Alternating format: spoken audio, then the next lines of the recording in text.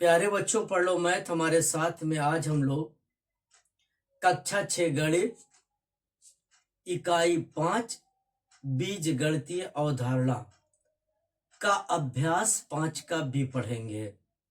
देखिए, आप सवाल पर आने से पहले एक बार आप भूमिका जरूर पढ़ लीजिएगा।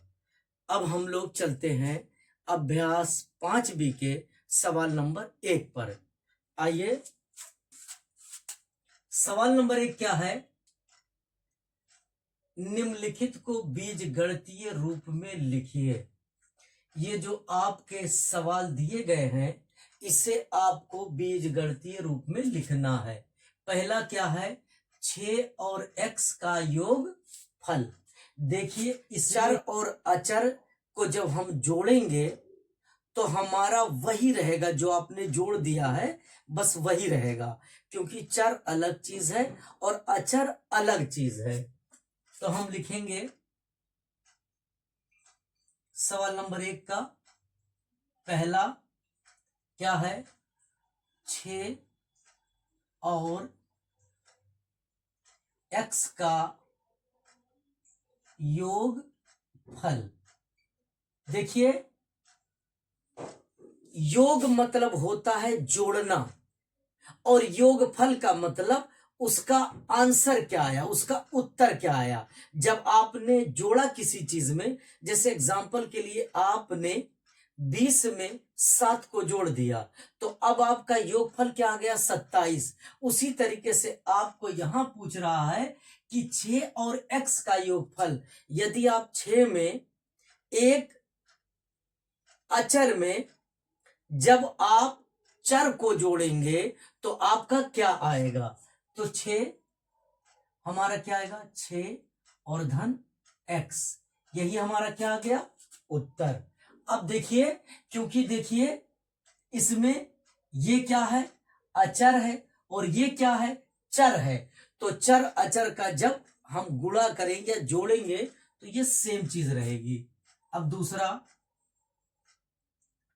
6 में से x में से 7 घटाने पर शेष। x में से 7 घटाने पर शेष। देखिए, किसी संख्या में अगर किसी संख्या से घटाते हैं तो आपको कुछ आता है, लेकिन यहां क्या है? एक चर है और एक अचर है। तो हम क्या लिखेंगे? x ऋण 7, यही हमारा क्या आ गया? आंसर। अब x का 5 गुना। तीसरा क्या है? x का 5 गुना। तो क्या होगा? x और गुणे 5 बराबर 5x। अब देखिए, हमारा चौथा क्या है?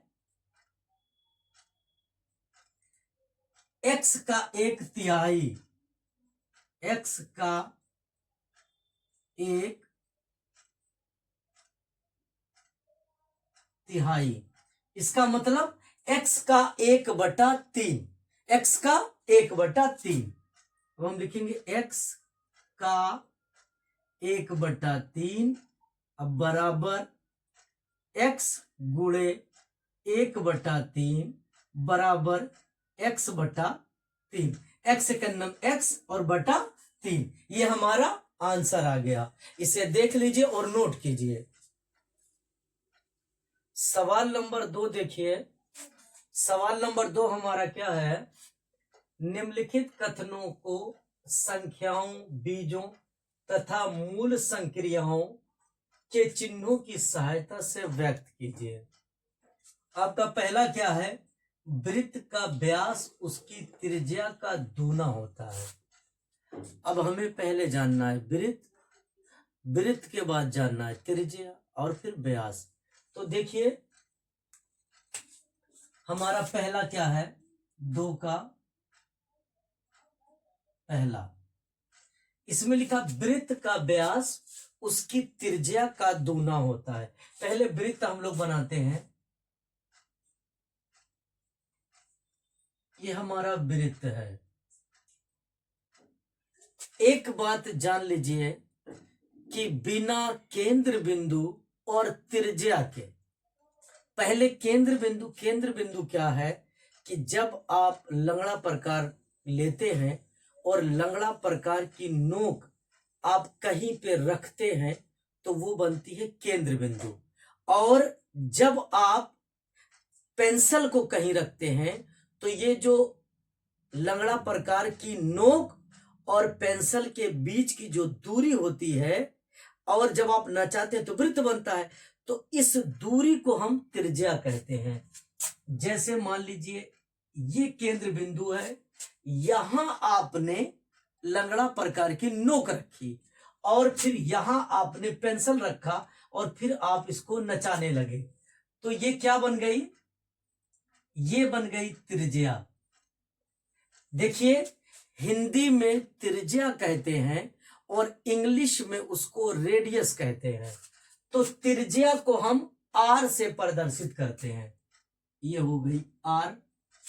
अब देखिए एक वृत्त में जब हम वृत्त बनाते हैं और उस वृत्त को ऐसे सीधा खींच देते हैं, तो देखिए केंद्र बिंदु से ये रेखा वृत्त पे जा रही है, तो एक आर ये और एक आर ये। अब अगर ये ए बी एक रेखा है जो केंद्र बिंदु से होकर जा रही है, तो इसमें कै त्रिज्या बन रही है? 2। ए बी को हम व्यास कहते हैं और ये आर एक त्रिज्या और आर 2 त्रिज्या, तो एक व्यास में 2 त्रिज्या होती है। अब व्यास को हम लोग डायामीटर कहते हैं, जिसका पहला शब्द क्या है? डी। तो डी इक्वल टू, देखिए यहां से यहां तक व्यास हो गया, जिसे इंग्लिश में डायामीटर कहते हैं। तो डी इक्वल टू एक आर ये और एक आर ये, तो डी इक्वल टू 2r, यानी व्यास बराबर 2 त्रिज्या। तो हम क्या लिखेंगे? पहला है वृत्त का व्यास उसकी त्रिज्या का दूना होता है, ये इन्होंने बता दिया है। अब हम लिखेंगे d बराबर 2r, क्योंकि d इंग्लिश में डायामीटर कहते हैं और r को त्रिज्या कहते हैं। तो हम लिखेंगे d बराबर 2r। देखिए एक r ये और एक r ए, तो 2r हो गया, 2 त्रिज्या हो गई। एक व्यास में ए बी व्यास है और r क्या है? त्रिज्या है। तो एक व्यास में 2 त्रिज्या होती है। जहां d क्या है? जहां d व्यास है तथा r त्रिज्या है। सवाल नंबर 2 देखिए, अब क्या है? वर्ग का परिमाप उसकी एक भुजा का 4 गुना है।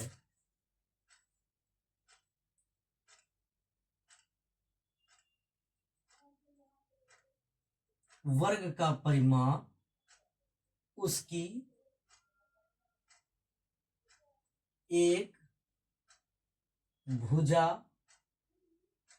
का 4 गुना है। अब देखिए बाबू, अब हम लोग वर्ग बनाते हैं। यहां वर्ग बनाएंगे,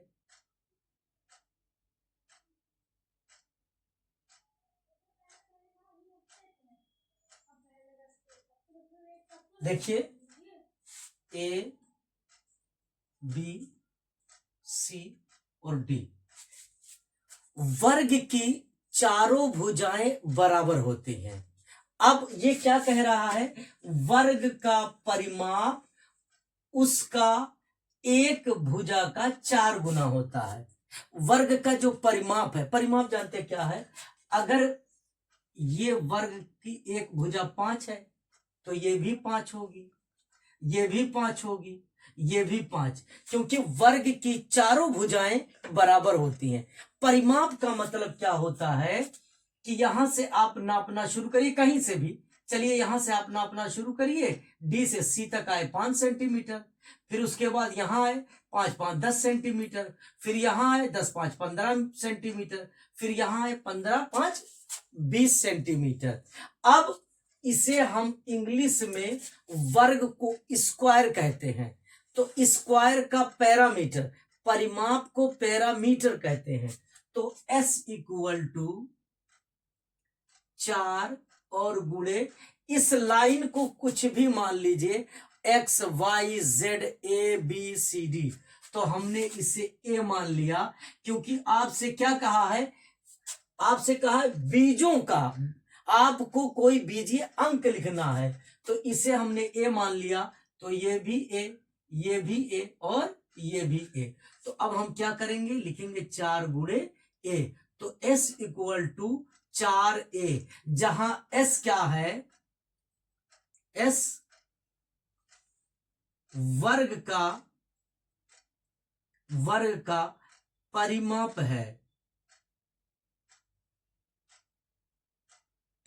है, तथा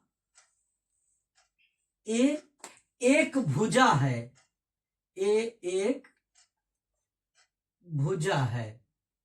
चलिए अब हमारा तीसरे पर हम लोग आते हैं।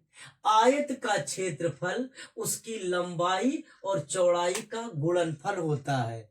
देखिए तीसरा हम लोग लगाएंगे, आयत हम लोग बना लेते हैं। पहला काम हम लोग आयत बनाते हैं।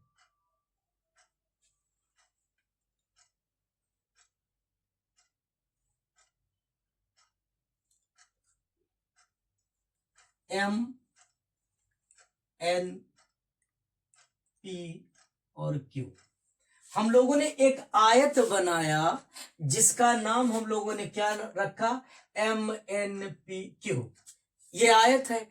अब आप क्षेत्रफल जानिए। क्षेत्रफल क्या होता है किसी भी चीज का, जैसे इस आयत का आप क्षेत्रफल निकालेंगे, तो क्षेत्रफल ये पूरी चीजें हैं। क्षेत्रफल क्या है, ये पूरी अंदर के पूरे भाग को हम क्षेत्रफल कहते हैं।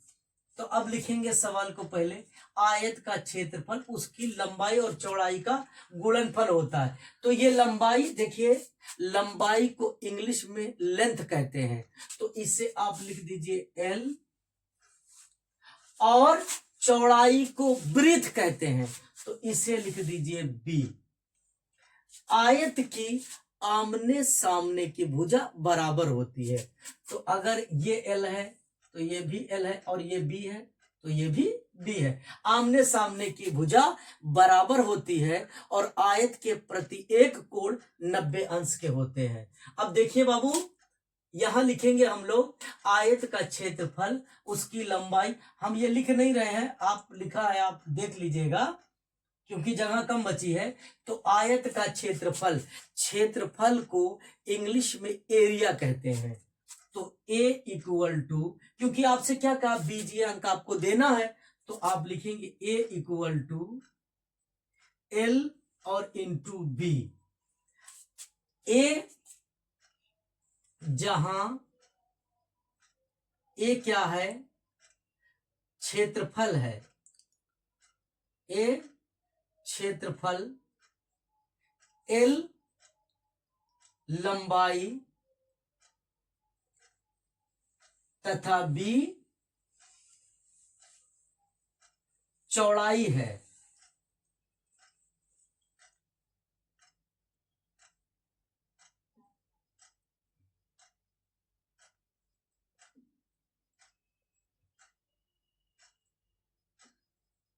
B क्या है, चौड़ाई है। देखिए A है, A बराबर L इंटू B, आयत का क्षेत्रफल बराबर लंबाई गुणे चौड़ाई। अब आयत को हम लोग, क्षेत्रफल को हम लोग कहते हैं एरिया बराबर लेंथ गुणे ब्रेथ। तो देखिए जहां A क्षेत्रफल है, L लंबाई है और B चौड़ाई है। IV चौथा देखिए, चौथा क्या है, लाभ विक्रय मूल्य तथा क्रय मूल्य के अंतर के बराबर होता है। अब हम देखिए, जब आप किसी वस्तु को कम में खरीदते हैं और ज्यादा में बेचते हैं तो आपको लाभ होता है। लाभ को हम लिखेंगे आई बराबर एस और माइनस सी। अब देखिए, आई क्या है? आई लाभ है और यस क्या है? विक्रय मूल्य है, जिसको हम लोग सेलिंग कहते हैं, सेल करना। और सी क्रय मूल्य है, सी क्रय मूल्य। इसे देख लीजिए और नोट कीजिए। सवाल नंबर 3 देखिए। सवाल नंबर 3 में दो सवाल है, ए और बी। तो पहले सवाल नंबर 3 का हम लोग ए देखते हैं। एक टोकरी में 50 आम है। एक टोकरी है जिसमें 50 आम है। एक दूसरी टोकरी में एक्स आम है। जो दूसरी टोकरी है उसमें एक्स आम है। पहली टोकरी में दूसरी टोकरी से कितने आम अधिक हैं? अब एक चीज देखिए, इसमें एक चर है और एक अचर है। इसमें एक चीज आप देखिए, जैसे मान लीजिए पहली टोकरी में 50 आम है, ये दिया है, और दूसरी टोकरी में 10 आम है। तब आपसे पूछे कोई कि बताइए पहली टोकरी का आम दूसरी टोकरी के आम से कितना अधिक है? तो आप 50 में से 10 को घटा देंगे, आप कहेंगे 40 आम ज्यादा है। बस सेम प्रक्रिया आपको इसमें करनी है।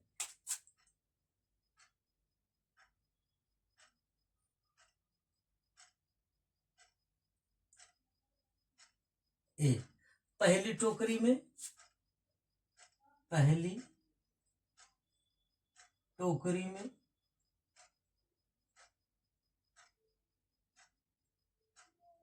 आम बराबर 50। दूसरी टोकरी में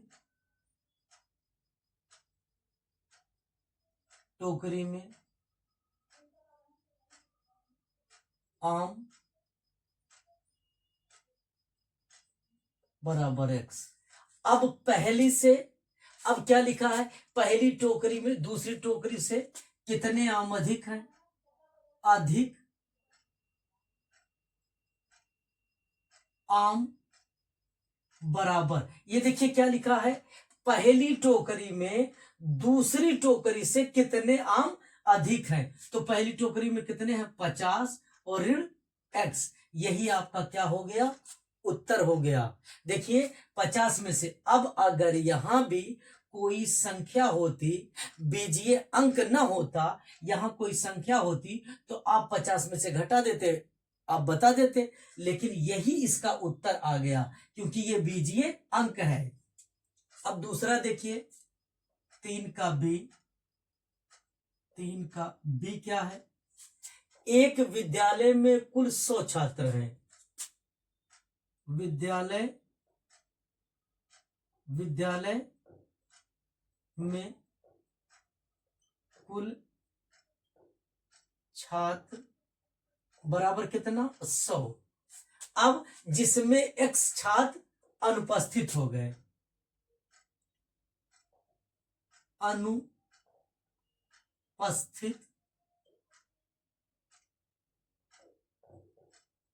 छात्र बराबर क्या है? x। अब बताइए, तो उपस्थित छात्रों की संख्या, अब फिर सुन लीजिए अगर आपको डर लग रहा हो।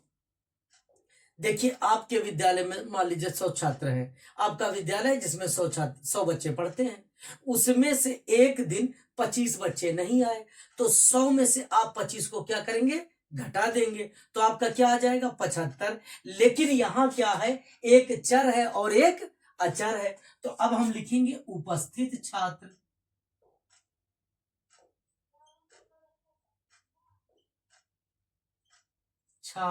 बराबर 100 ऋण एक्स।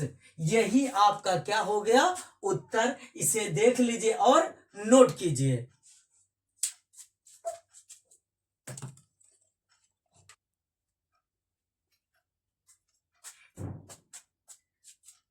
सवाल नंबर 4 देखिए। सवाल नंबर 4 क्या है।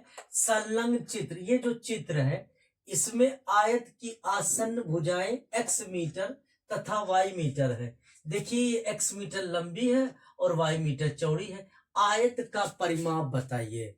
देखिए आयत का परिमाप बराबर होता है।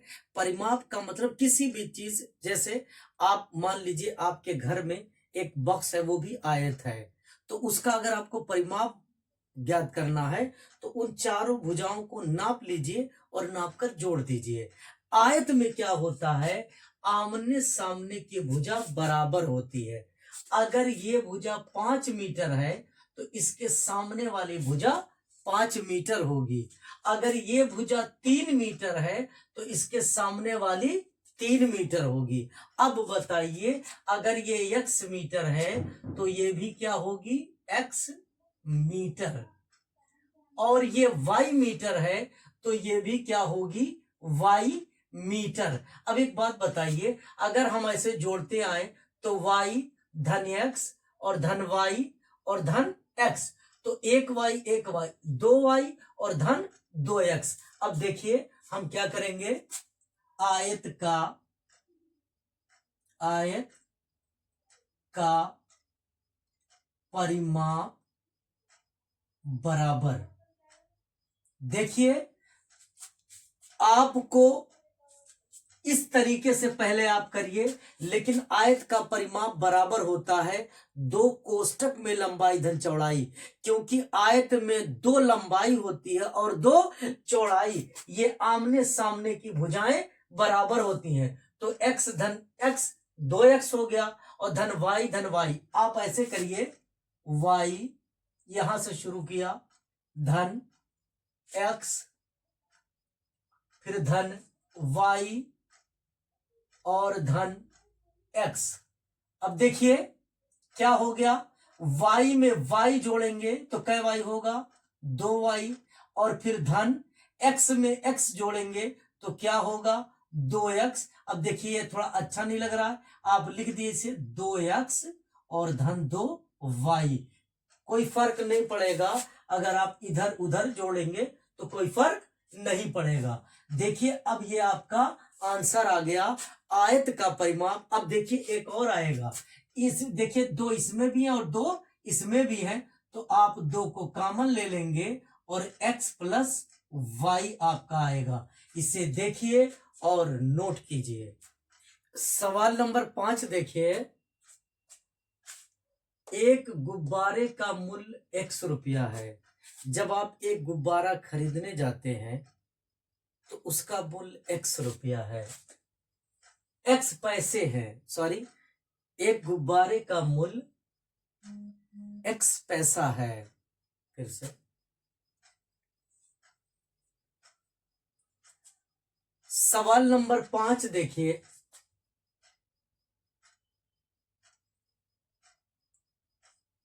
सवाल नंबर 5 देखिए, एक गुब्बारे का मूल्य x पैसे है, ऐसे 12 गुब्बारों का मूल्य कितना होगा।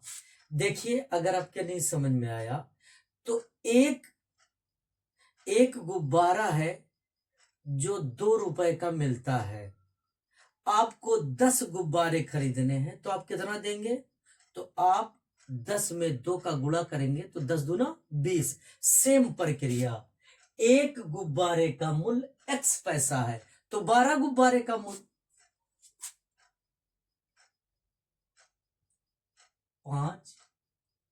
एक गुब्बारे का मूल्य x पैसा, 12 गुब्बारे का मूल्य क्या होगा, गुणा होगा क्योंकि ज्यादा है। 12 गुब्बारे का मूल्य बराबर x गुणे 12 बराबर 12 एक्स। सवाल नंबर 6 देखिए, कक्षा में एक्स शिक्षार्थी हैं जिनमें 1/4 बालिका हैं। उस कक्षा में एक्स शिक्षार्थी हैं, उसमें 1/4 बालिका हैं। कक्षा में कितनी बालिकाएं हैं? सवाल उत्तर नंबर 6, कक्षा में एक्स शिक्षार्थी हैं, एक्स शिक्षार्थी हैं, जिनमें बालिका कितनी है? बालिका 1/4। अब x का 1/4 बराबर x गुणे 1/4 बराबर x/4 क्या है? बालिकाएं। सवाल नंबर 6 कंप्लीट। अब चलते हैं सवाल नंबर 3 में। एक देखिए, एक वर्ग बना है,